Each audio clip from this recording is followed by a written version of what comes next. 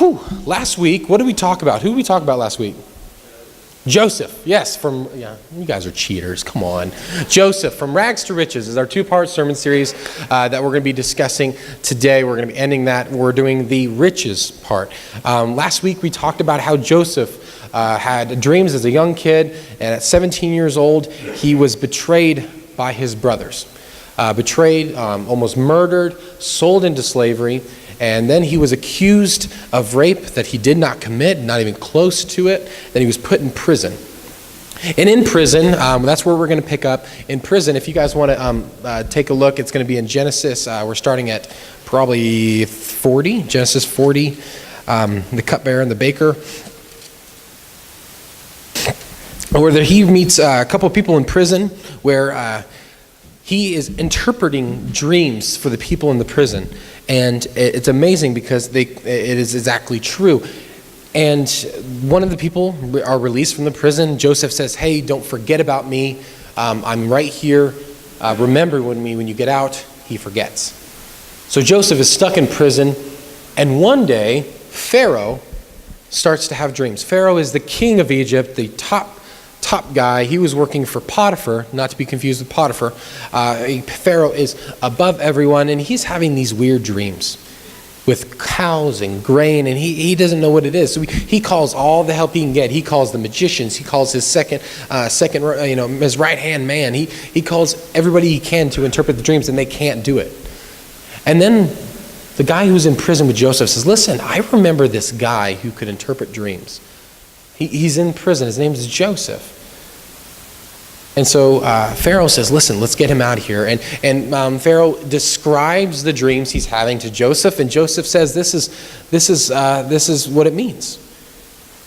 And Pharaoh says, you can tell me what they mean. You can tell me. And then Joseph, you read in the scriptures, Joseph suddenly just stops Pharaoh and says, no, God will tell you. God will tell you the dreams, what they mean. God's giving you these dreams. I will tell you what they mean. And so what it turns out is that there's going to be a certain amount of years, 7 years of great and plentiful crops and food that's going to be they need to take advantage of because and the next 7 years it's going to be nothing, complete famine. I mean, throughout the whole land, nothing will be able to grow. And so thank goodness they had Joseph, or else they would have never known that there was anything going to be going on in the next few years. So Potiphar was absolutely blown away by Joseph's gift. Absolutely blown away. And so Potiphar says, you're no longer in prison. You're going to be in charge of everyone, everything in Egypt. The only person that's going to be higher than you is me. From rags to riches, right? I mean, think about it. He's literally in the bottom, started from the bottom, now he's here for all the kids in the rap music song, I'm your hip youth pastor. He started literally from the bottom of a well and now is the second highest rank in all of Egypt. Crazy. And from this time, from when he was betrayed to from right now, does anybody have a guess about how long it was? How many years have passed? I'm sorry? That was 11 from when he went to Potiphar's house. This is including prison all the way up to now, over 20 years. They're estimating he's probably right around, at the end of the 7 plentiful years, he's probably around 38 years old. That's crazy. So over 20 years has passed, and everyone's doing great, and then suddenly they go into the next 7 years where nothing's growing. They don't have anything. But in the time, thank goodness, because of Joseph and his interpretation, they saved up all of that food. They started storing it, and it says in the scriptures that they literally could not even keep track of how much food it was.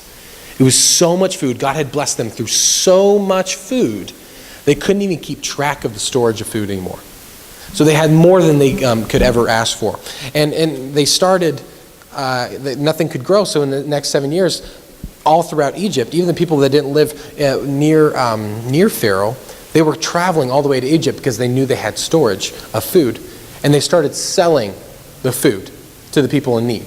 Okay, now let's transition to Joseph's dad. What's his name?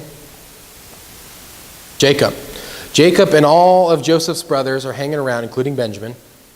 Nate, including Benjamin.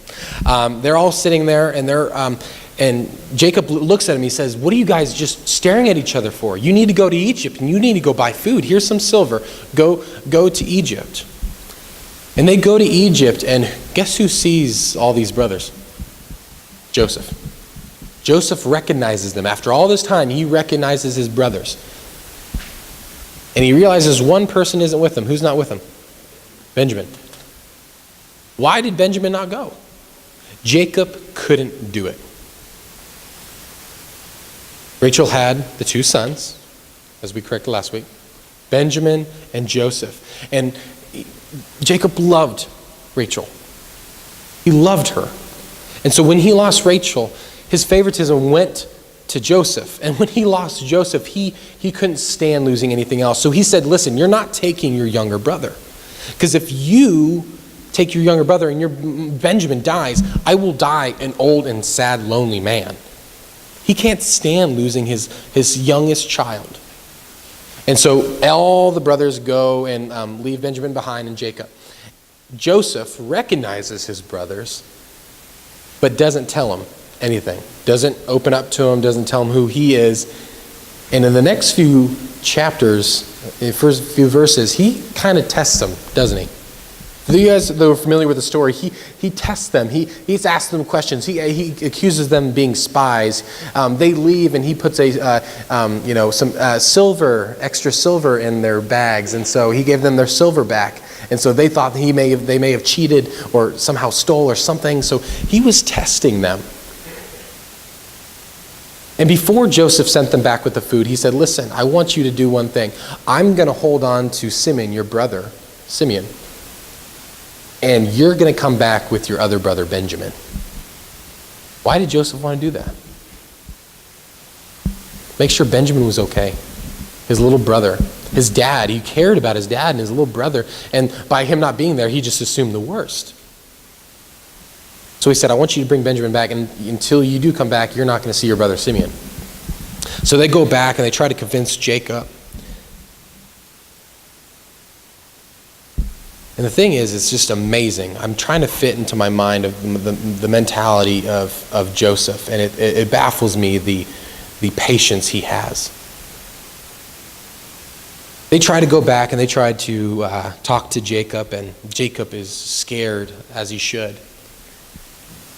But they bring Benjamin back. They bring Benjamin back to Egypt. And then they send him away, and Joseph has one of them put a silver cup, one of the king's, like one of Joseph's cups, inside Benjamin's bag.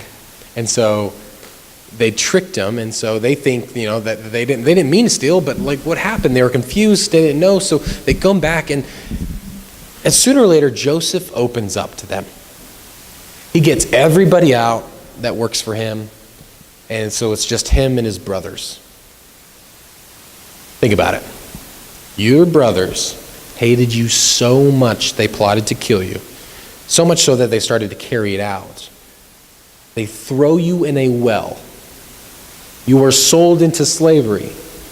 11 years you are in prison. In slavery, sorry. You are accused of something you are not doing. So you are put in prison for something you did not do, for a crime you did not commit. And then you are pulled out after someone has forgotten you, who was not supposed to forget you. And you're finally pulled out years later, and you become one of the highest people in Egypt, the second highest rank in all of Egypt. And your brothers are standing before you, bowing down because they think they have no idea who you are, that you're a ruler over them. So they're bowing down, hence the little dream he had over 20 years ago about the grains falling in front of him. So right there, the prophecy has come true, correct? So once again, God does not lie. But his brothers are standing in front of him, and he could have them killed like that. Could he not?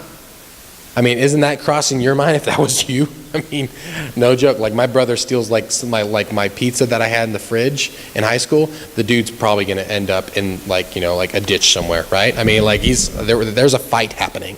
Like if someone takes my leftovers in the fridge, okay? Kelsey, watch it, okay? Chinese takeout is gold, all right? So, but we're talking about when Joseph was right in front of all of his brothers. He gets all the other people that work for him out of there, and he looks at his brothers, and what does he do? If you go to chapter 45, this is where we're at. What does he do? Does he yell? Does he scream? What is the first action right at the beginning of verse 2? In the first 3 words, what does he do? And he wept. Joseph wept.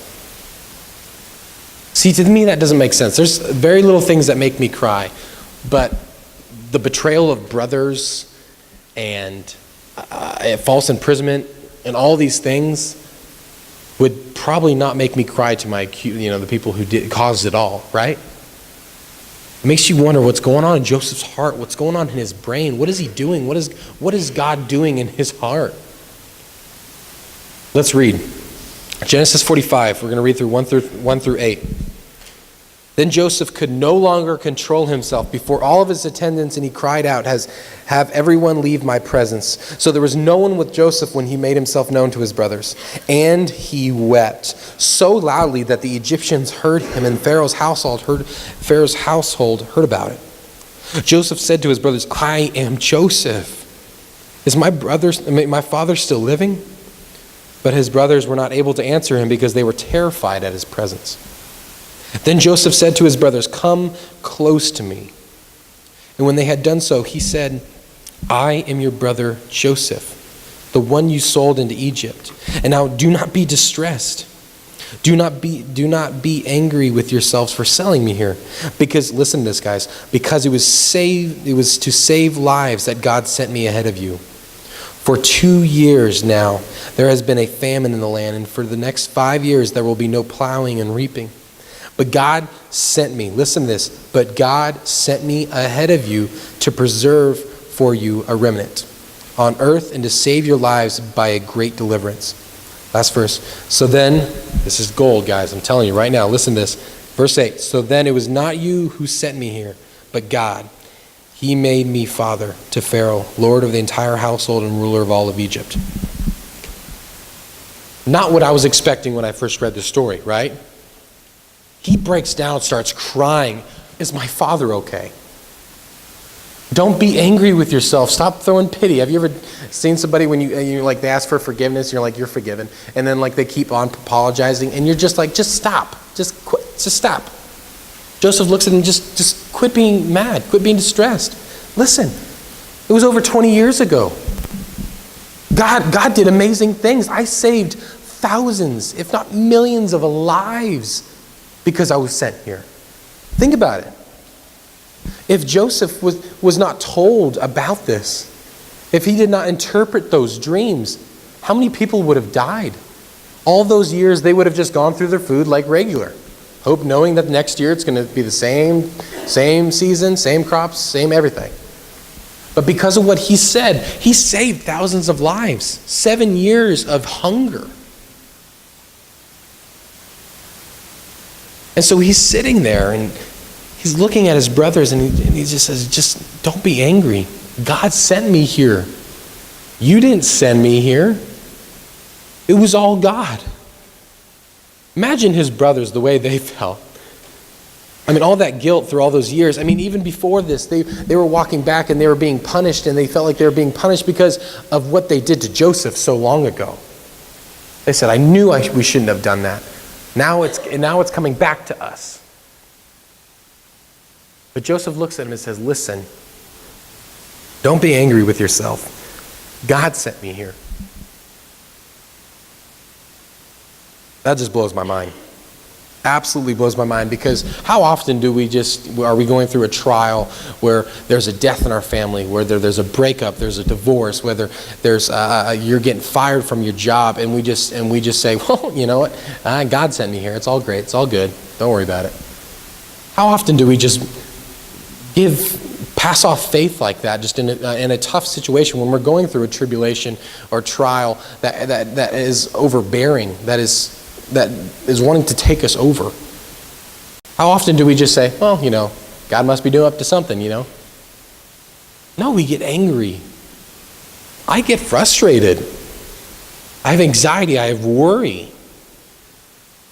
But Joseph, through it all, said, through being thrown in the well, through slavery, through prison, everything, there was a purpose.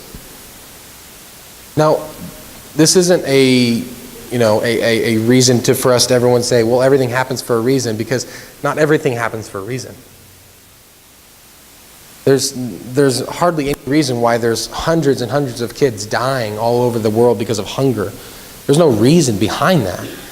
But the thing is, God can make good come from that. Right on? It may be a terrible situation. You may be going through something terrible. The tornado, 5 years ago, was it? Or 6 years ago? 6 years ago. Is that something God planned He wanted it to happen? No, but it happened because of the world we live in. But did God make good come from it? Every situation, every trial, every tribulation, God is there making good come from it. Just because someone makes a bad choice doesn't mean that's God. God will make good come from it. And Joseph knew that. Joseph said, listen, well, I'm in the bottom of a well. Well, God will be doing something for me, I'm sure. Well, I'm in prison, but you know what? I'm going to make the best of it. These people that need help, I'm going to help them. Well, I'm in slavery for 11 years. I might as well be the best I can be. And then guess what? What happens? He gets promoted all the way up to being Potiphar's house. What he did was listen to God. He was loyal, wasn't he? He was loyal. And he knew that God was with him. And what did we talk about yesterday? It was not only that God was with him, but Joseph was with God. Right on?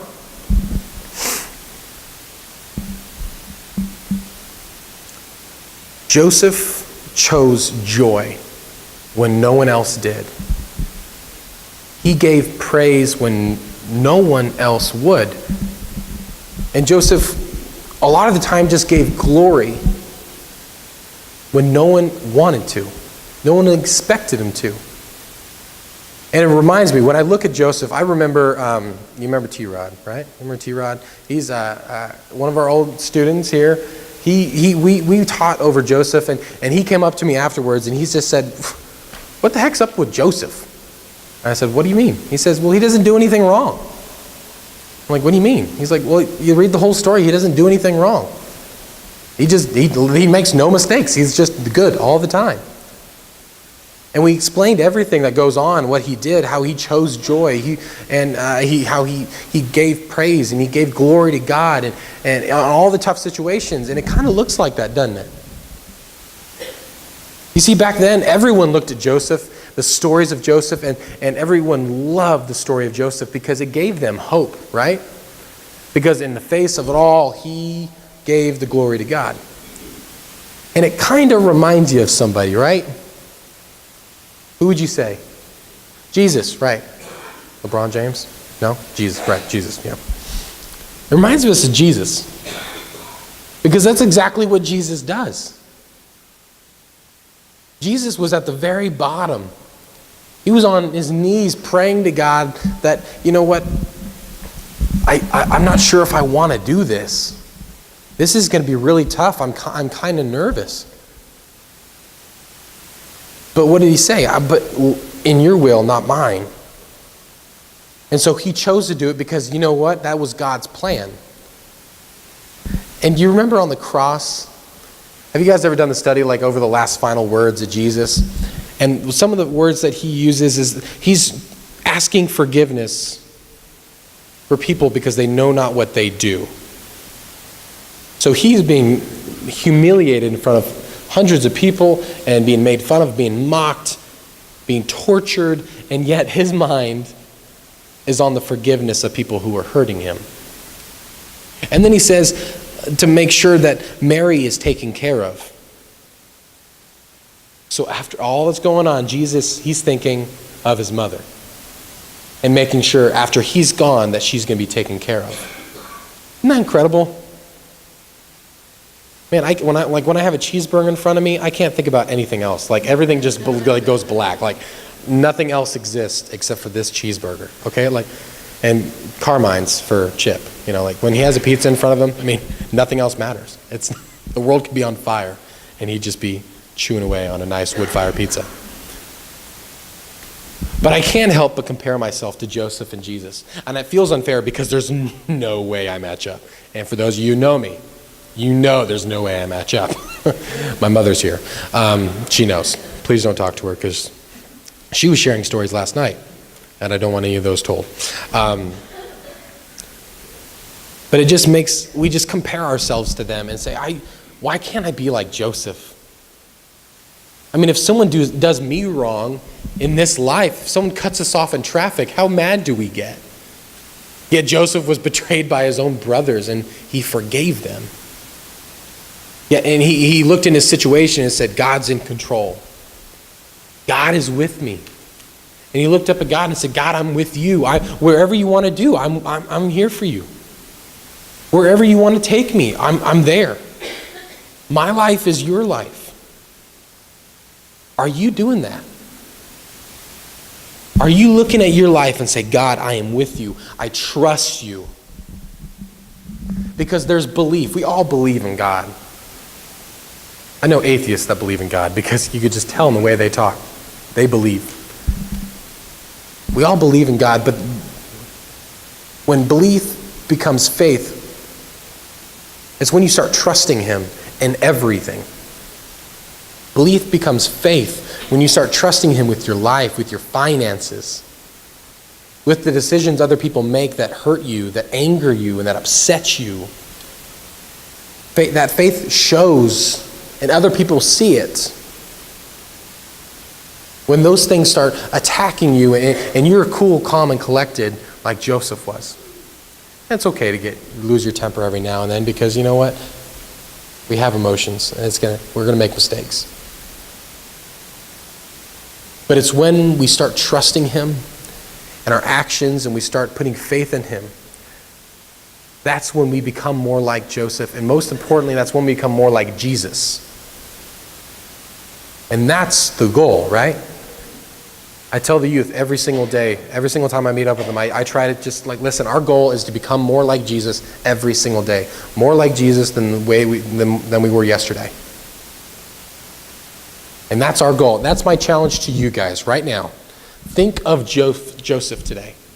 Think of Jesus and the example that they said, the trials they went through, and say, I want to be like that. As the worship team comes up, I just want you guys, I want you to sing this last song that they're going to do, this invitation. You may be saved for your whole life, or you may not be saved at all. I want you to think about, do you trust God? Joseph didn't have to hesitate. He knew he trusted God in every circumstance, every situation. I should have said a joke right there because that would have been hilarious. Just know that God's in control, okay?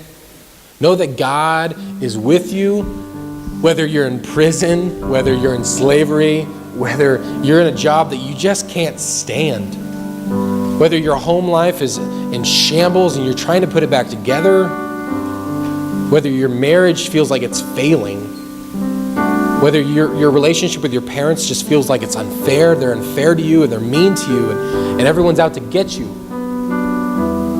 Trust God, because everything else will fail. Your idols will fall. Money will run out. Your job may let you go. But I'm telling you right now, the thing that you need to hold on to, because guess what? It's never going to let go on His end. That's God. And it's the God that Joseph had, the God that Joseph was praying to. It's the God that Jonah was praying to in the belly of a whale. Big fish. And it's the God Jesus was praying to in the garden. It's the same God, and guess what? He took care. He took care of those who believe, took care of those who trusted him. And that's what it comes down to. Trust. Let's trust him. Let's pray.